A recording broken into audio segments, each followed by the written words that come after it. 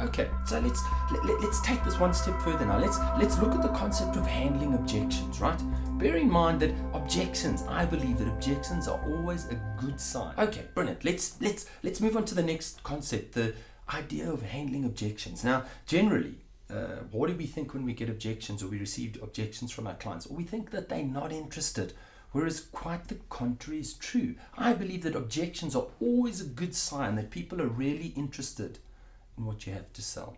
So when someone's objecting, it means, hang on a second, what are they saying? They're saying, you haven't quite explained the value that you bring in terms that I can understand it. I still feel a little bit of risk. So the more objections you see, I believe the more interested people are. Because objections are best handled by asking questions. Why do I say that? Well, think about it. When somebody's raising an objection, what they're really saying is, yes, I'm interested, but I haven't understood how your value is going to serve me. Well, how are you going to find out what's important to them? The only way you're going to find out is by stopping, being patient, asking the right questions, listening to the answers, and don't forget, you want to repeat. You want to confirm that you've heard the person correctly, that you've understood what they've said correctly. Repeat your answers or repeat their answers back to them so that you keep confirming that you have understanding, that you're understanding exactly what they're meaning.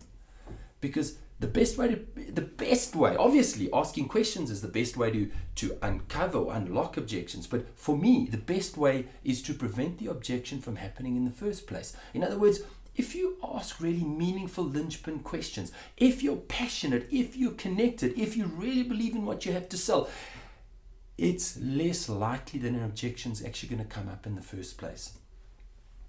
You see, one of the ways of preventing objections is to use a preemptive statement. Things like, when you're calling, you say stuff like, I know you're busy, so I'll be brief. What you're really doing is you're saying to the person, I respect your time, I really value you, but I have something valuable, something that's going to serve you. So you're preempting them rejecting you in the first place.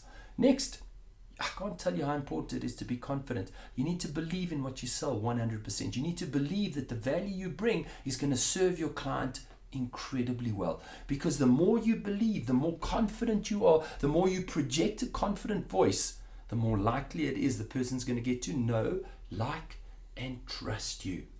And don't forget, you got to use a strong and energetic voice.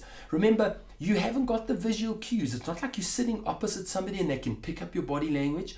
Your voice is your tool. You need to be confident. You need to be passionate. You need to bring out belief in your voice. You need to have a strong voice. You need to have an energetic voice, because your voice is what the person's using on the other side of the phone to decide whether they're going to go ahead with this deal or not.